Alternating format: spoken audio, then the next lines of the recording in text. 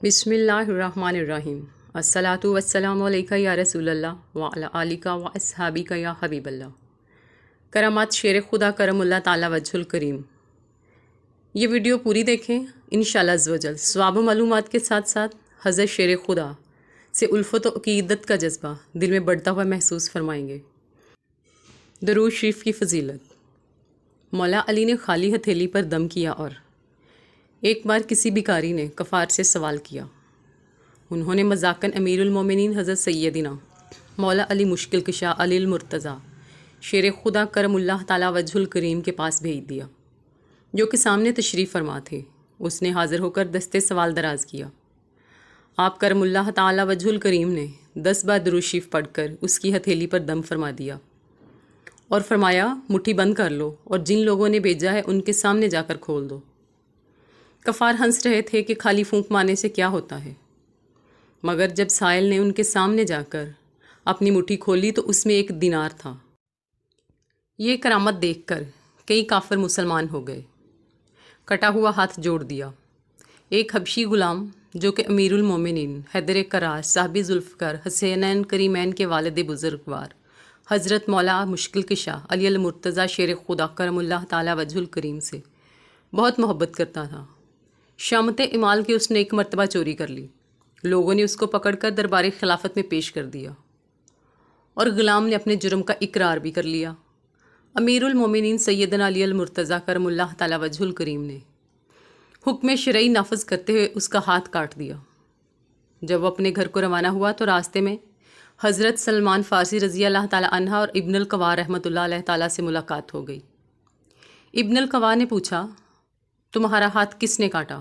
तो ग़ुलाम ने कहा, अमीरुल मोमिनीन व यासूबुल मुस्लिमीन व ज़ौज बतूल करमुल्लाह ताला वजहुल करीम ने। इब्नुल कवा ने हैरत से कहा, उन्होंने तुम्हारा हाथ काट डाला, फिर भी तुम इस कदर एज़ाज़ व इकराम के साथ उनका नाम लेते हो। ग़ुलाम ने कहा, मैं उनकी तारीफ़ क्यों ना करूं? उन्होंने हक़ पर मेरा हाथ काटा और मुझे अज़ाब जहन्नम से बचा लिया।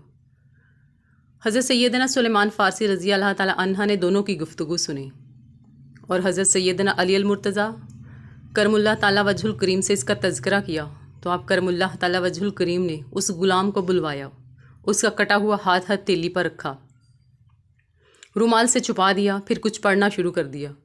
इतने में एक गैबी आवाज़ आई, कपड़ा हटाओ। जब लोगों ने कपड़ा हटाया तो ग़ुलाम का कटा हुआ हाथ कलाई से इस तरह जुड़ गया था कि कहीं कटने का निशान तक नहीं था।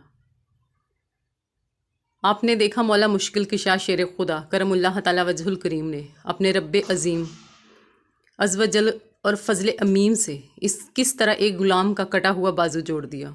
बेशक रब ताला अपने मकबूल बंदों को तरह तरह के इख्तियारात से नवाजता है और उनसे ऐसे बातें सादर होती हैं जिन्हें अक्ल इंसानी समझने से कासिर होती है।